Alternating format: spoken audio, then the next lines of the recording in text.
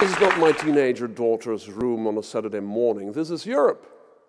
And I'm living and working in Antwerp, which is here. And Belgium has always been a blue underwear.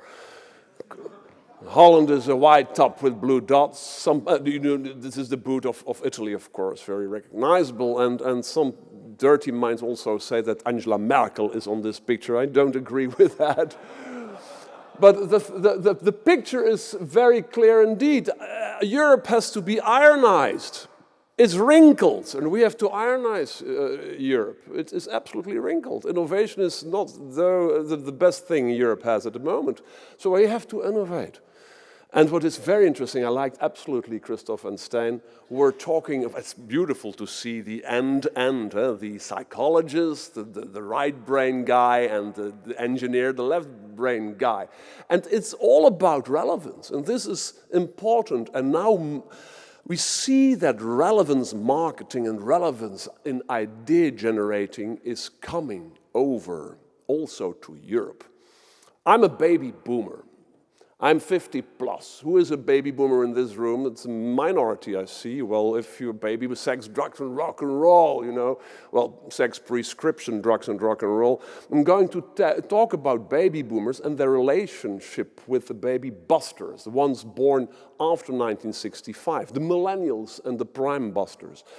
And it is interesting, if we're talking about crowdsourcing and crowdfunding and the shortcut economy, peer-to-peer, neighbor-to-neighbor, name it co-creation, it's more a thing of the millennials. And the baby boomers are absolutely there to stock you. If you want to, the problem is the baby boomers in Europe between 50 and 75.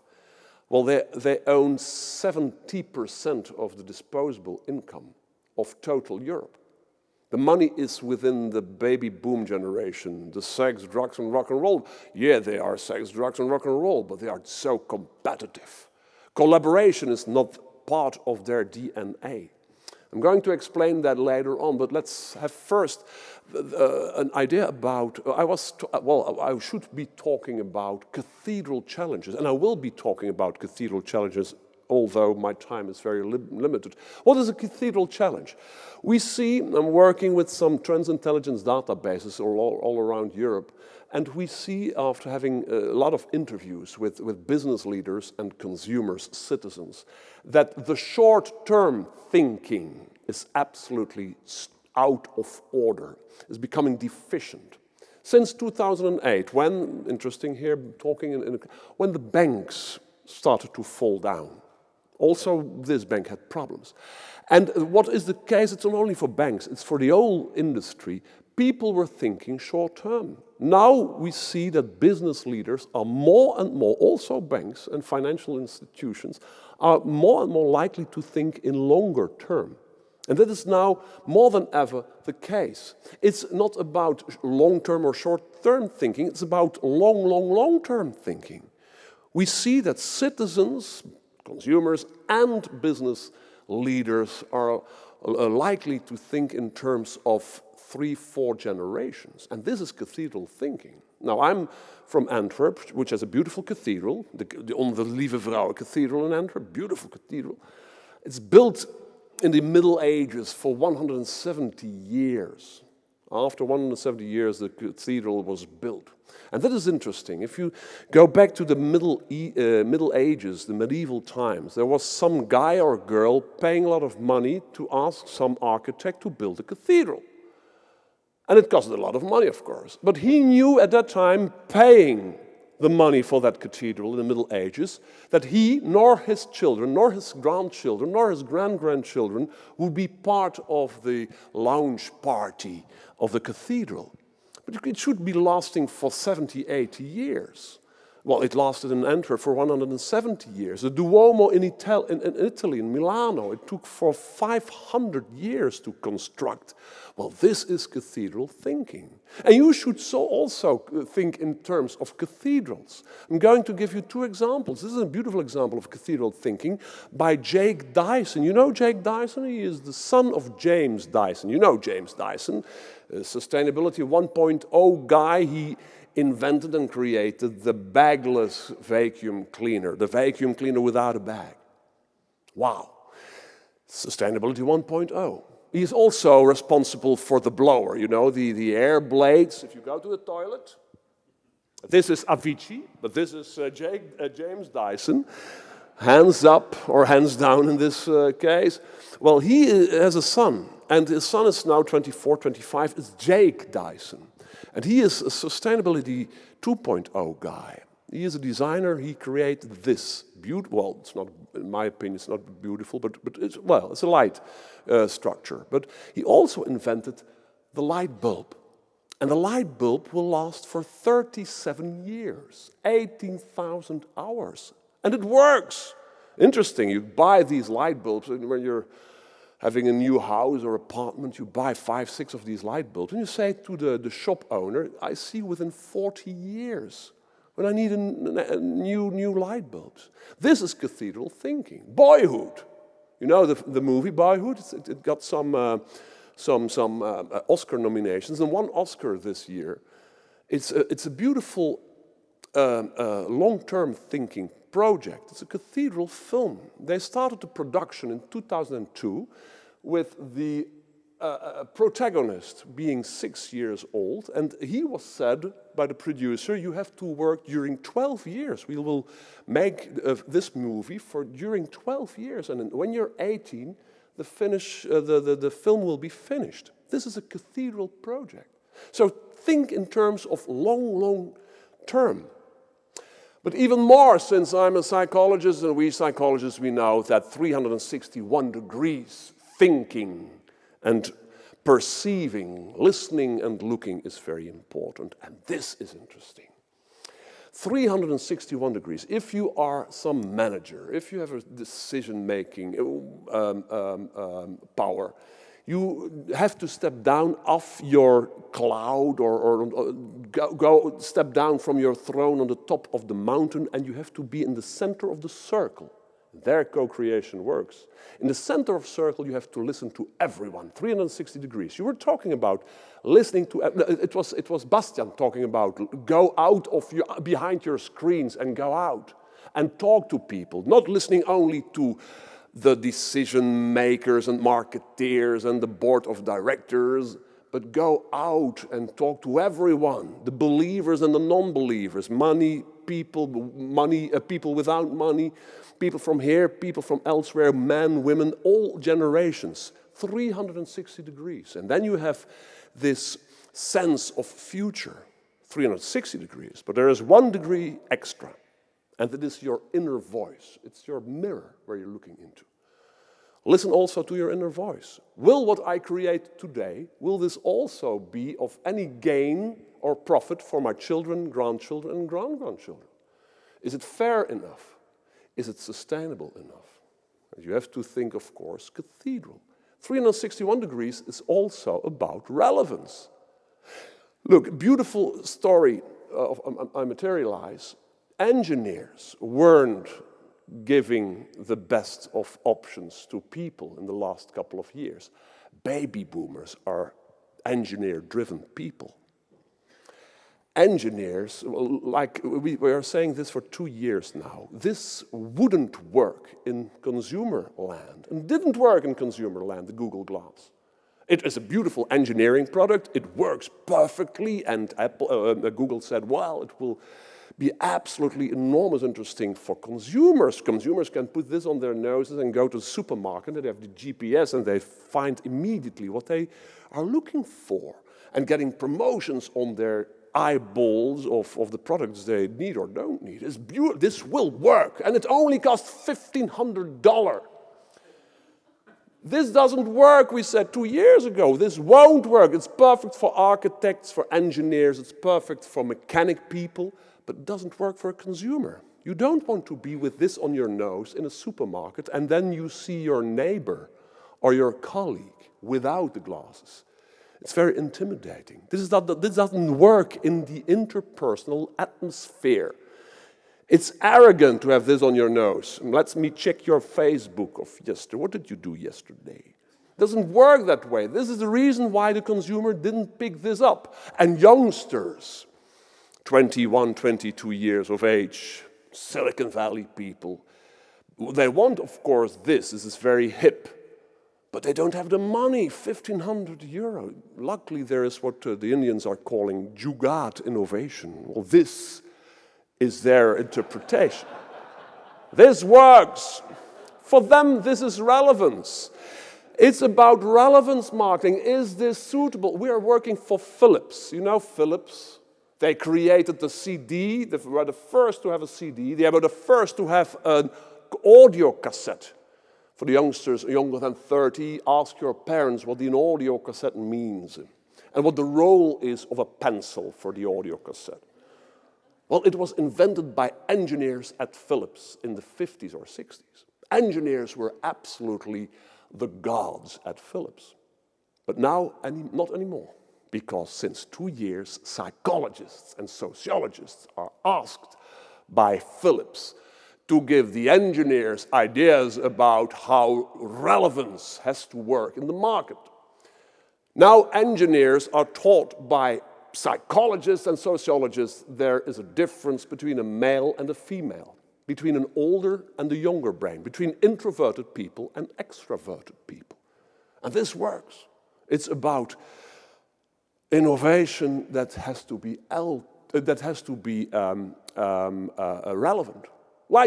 And Google did understand this. They invented this, the Google ARA project. Do you know the Google ARA project? Google said, well, we have to make smartphones, relevant smartphones for people. Because some older lady with problems with her sight doesn't need a video function. And why should, if your glasses broke, why should we give the total system back to the provider or the retailer and wait for 10 days before you get a new one? Your total life is on that device. And you get instead for 10 days a Nokia of 1989 or 1988. So you have to wait for 10 days. It's absolutely horror. Now we have to make smartphones like this one. And Google did a beautiful job listening to psychologists. The music doesn't work because I forgot to put in the audio function. Well, where is the audio? I don't see the audio. It's only music. Yeah, I have it here. Sorry.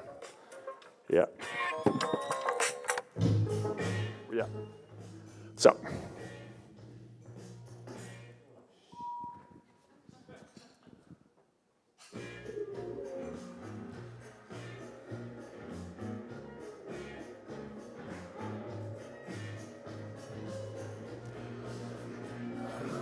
Etc., etc. You don't have the time, but you get the sense of what it is.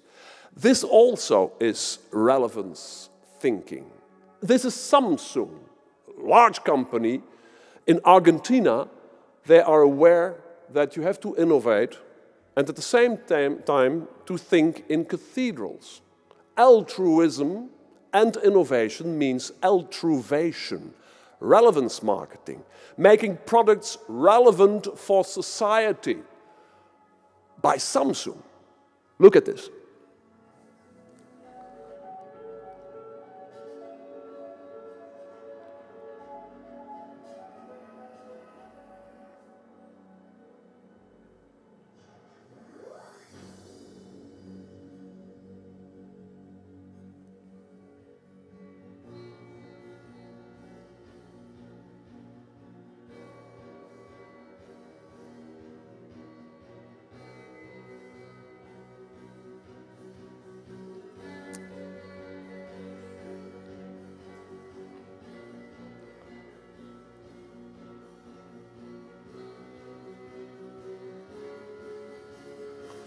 And this is not a joke, it works. Also night vision.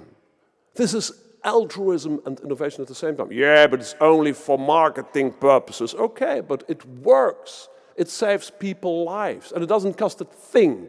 Only a dash cam in the front and 4 flat panel televisions at the rear end of the truck. Now in Argentina, less people were killed by having these trucks. And more trucks are having this beautiful idea, innovation. But talking about generations, generations are important. If you want to understand the future of crowdsourcing, you have to think in terms of generation. Let's be very honest, the next 5 years will be very difficult because the baby boomers are always in front of you, being annoying for you. But within 5 to 10 years, the baby boomers are out and the millennials are in. The millennials are not a competitive generation, but a collaborative generation. So this is the way we work. This is Belgium in 2015, Holland in 2000, Europe in Germany, Spain, whatever. Always a lot of people in the middle, less people down, less people up. Less people down, it's called denatality. Since 1965, we saw the decline of the number of babies. The fall of the number of babies is due, well, we have to have a Belgian doctor to be responsible for that. It's a Belgian doctor who invented in the 60s the contraceptive pill, with all the consequences since 1965. And less people throughout Europe, we see now the youngsters here between 15 and 30, the millennials, are only 65% of the baby boomers in amount of people. The baby boomers have the power still.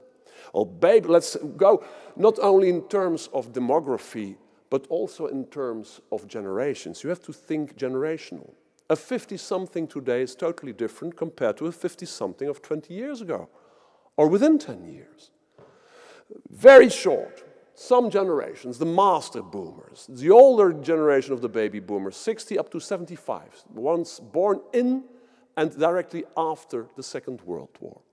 And they have some features like, excuse me, for the ones younger than 45, if you have baby boomer parents, you're in trouble.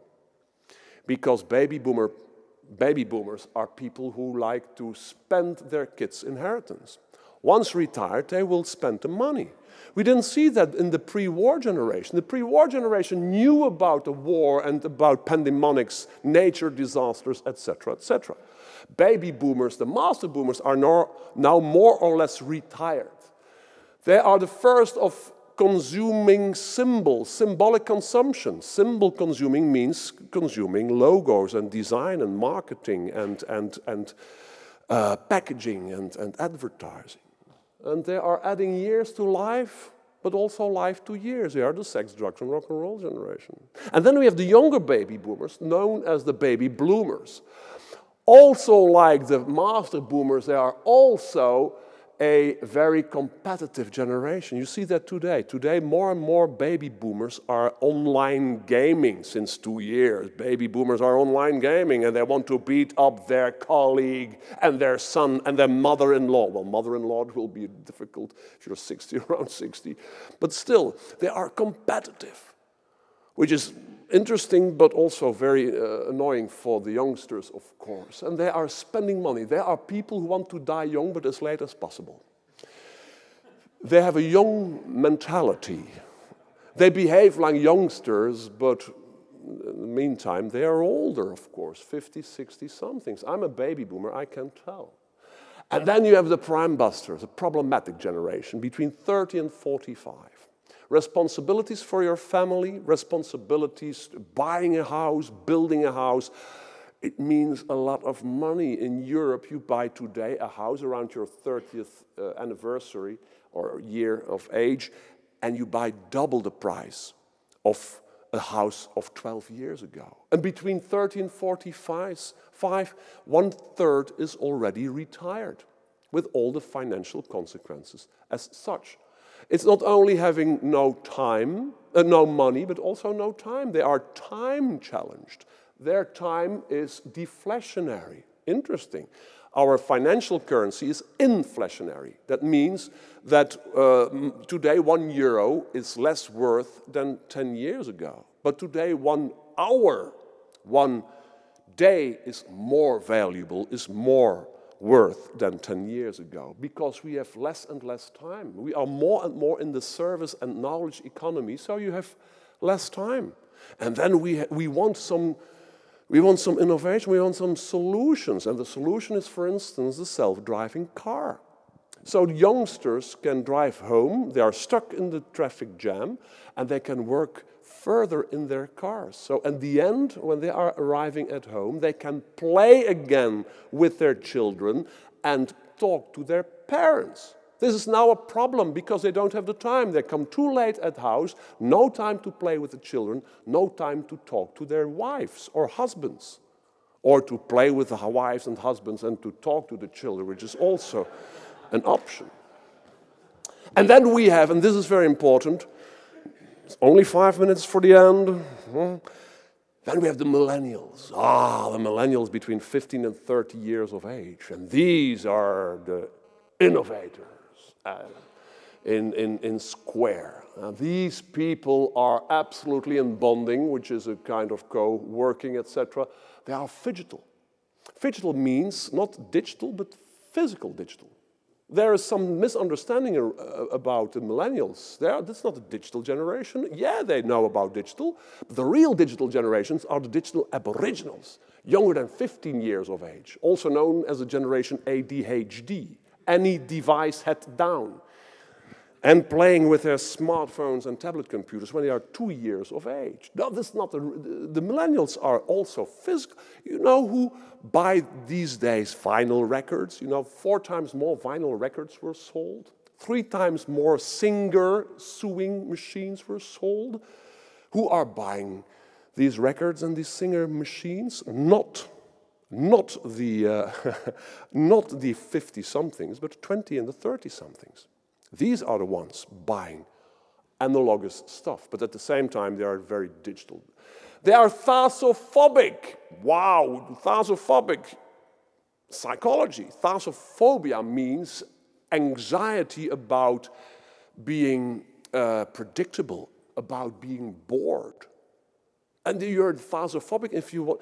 Algorithms, you know, algorithmic marketing, big data. It's not interesting for the millennials. They don't, if you look at this series on Netsky, you're more or less, your peers are looking to some other series, so watch these other series. They don't like that. They want to be into serendipity.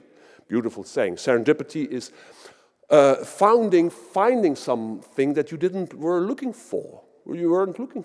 It's about finding the needle in a haystack and rolling out of that haystack with a beautiful farmer's daughter. This is serendipity, which is typical for that generation.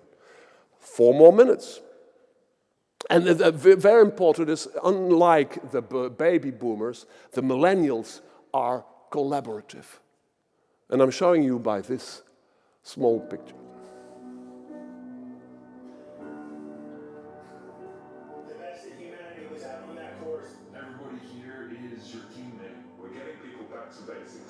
Training people to live a better life, to live a better value set.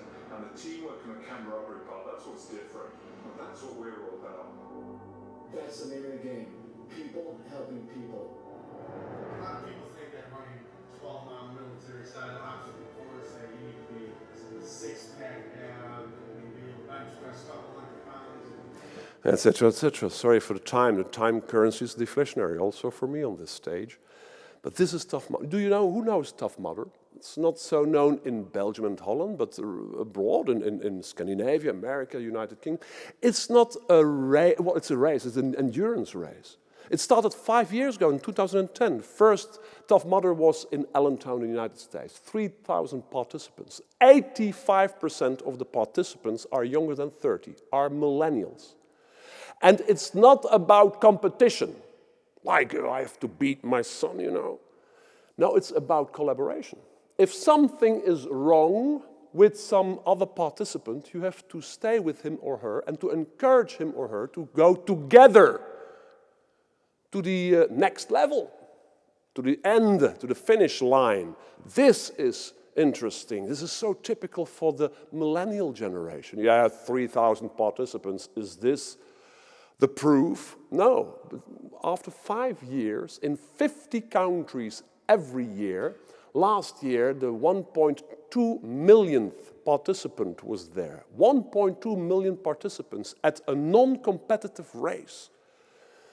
This is about collaboration. It's about being strong together, going to the next level together, not in competition. Look at the youngsters, online gaming, not like their parents. There are now multiplayer online gaming. I'm looking for someone in Shanghai, in Hanoi, in Antwerp, in Brussels, and Zutphen to together reach the next level. This is so interesting. They are naturally into collaboration with all the consequences. They are the kings of WE-topia, the we culture, the share economy, etc., etc. Like here at Tiramisu in Germany, 20,000 youngsters on bikes taking the parcels out of shops and bringing them to the clients instead of DHL and FedEx, etc., etc. Uber, Airbnb. Is it fair? No, it is not fair. Will it be fair? It should be. But now the baby boomers are there to say stop to Uber and Airbnb, etc., etc. And the peer-to-peer we economy. But within 5 to 10 years, the baby boomers are out and the millennials are in. Near to the end. 2 more minutes, 1 more to end. Also known as the shortcut economy. Maybe you don't know the phrase shortcut, meaning you cut off the angle. It's directly going to give some services or products to other people, not by the angle of the service provider, the taxi driver, etc., etc. Okay, this is why the millennials will absolutely be the kings of crowdsourcing in the future. But wait until the baby boomers are out. We're close to closing. One more thing, what I might not say one more thing, that is to Steve Jobs, and not the Steve Jobs fan. But let's talk about disruptive and collaboration and co-creation and artisanal and crafted. These words become very hollow. Now there is a new trend. It's the anti-authenticity marketing trend. Be aware, my finger up, be aware, don't overuse these words in marketing. Crafted, co-crafted, disruptive. What is disruptive? Innovation is per definition disruptive. So why we're talking about disruption? It's per definition, innovation is disruptive. So I have to end up a little idea. Today is the day the hipster stood still and we all went along. It's the end of hipster culture, believe me. Going to show you a clip to end, and then you understand what I mean. It's the clip The Timmy Brothers. To water is its basic. They are water makers. Quality. We talk about wetness or moistness. What is wetness? I know what wetness is for me. But what is that for you? It could be something completely different. We don't need words. I mean, it's almost, I prefer it. Thirst is Thirst is the universal language. the universal language, and it goes further. It's about sustainability also. Look at this. Batch that has a mix of Mississippi River, then over to Lake Pontchartrain, and came all the way north, and we put a little bit of East River into that. We're following migration paths, cultural migration paths, because that one to me evokes a lot about jazz music. When someone tastes our water, say from the Kamchatka Peninsula, it brings them right to it. They don't have to go there. And because somebody can experience that without having to travel, there's almost no carbon footprint. So we're putting the peninsula in your mouth without any strain on the environment. 51% of Europeans don't believe in organic anymore. Organic, they say, is only to rise up the price. So be aware of the hipster lexicon. We need a new lexicon, though. So start thinking in other terms than disruptive, crafted, curated, co-creation, etc., etc. And that is absolutely the end of my presentation. Only with this beautiful saying to end up of Marshall McLuhan, the story continues once the book, not the iPad, the book closes. I thank you for your attention.